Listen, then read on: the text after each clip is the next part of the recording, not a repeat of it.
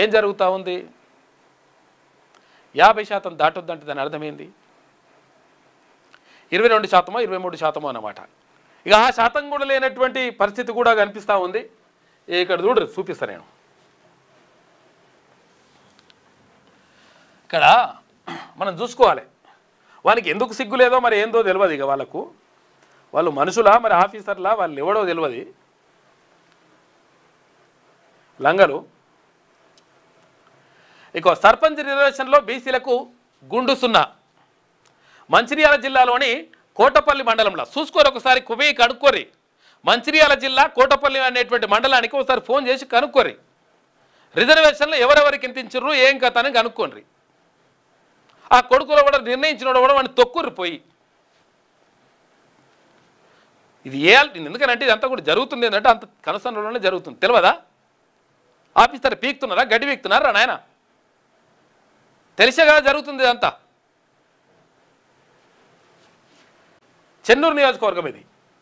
మొత్తం 31 గ్రామ పంచాయతీలు ఉన్నాయి. ఎస్సీలకు 12 ఇచ్చిండ్రు రిజర్వేషన్లలో, ఎస్టీలకు 3 ఇచ్చిండ్రు, జనరల్ 16 ఇచ్చిండ్రు, బీసీలు ఏం 0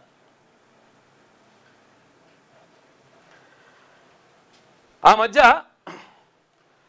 రిలీజ్ చేసి రద్దు చేసిన వాటిలో 12 బీసీలకు ఇచ్చారు. ఇప్పుడు అది లేదు. రాజ్యాంగబద్ధంగా రావాల్సిన 22% కూడా లేదు. 42% అనేది బూటకమే. బీజేపీ మండల అధ్యక్షులు పెద్దంటి వాళ్ళు అడుగుతూ ఉన్నారు. ఇగో ఇది పరిస్థితి. ఏదిరండి ఆయన? ఇది అయ్యే జాగీరు, ఇష్టం వచ్చినట్టు ఇచ్చుకుంటూ పోతారు. ఎక్కడ కూడా బీసీ రిజర్వేషన్కి సంబంధించి ఎక్కడ కూడా లేదు లెక్క. ఎక్కడ కనీసం మొత్తం అన్రిజర్వ్డ్.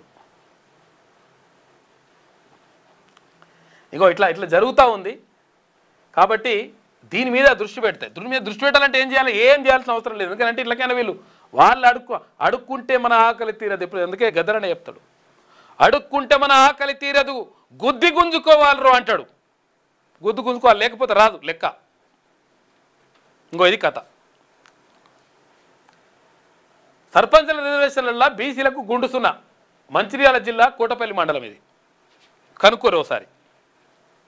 12 ఎస్సీ సామాజిక వర్గానికి, ఎస్టీ సామాజిక వర్గానికి 3 గ్రామాలు, జనరల్ 16 ఇస్తే బీసీలకు 0 ఇంకో ఇది పరిస్థితి. అర్థం చేసుకోవాలి మనకు. ఇక మనకు అది జరుగుతుంది, ఇది జరుగుతుంది, ఏదో చేస్తారు, పీక్ పెడతారంటే ఒవ్వడు పీక్ పెట్టారు నాయన. మన ఓట్లు మనం వేసుకోవాలి, అది లెక్క.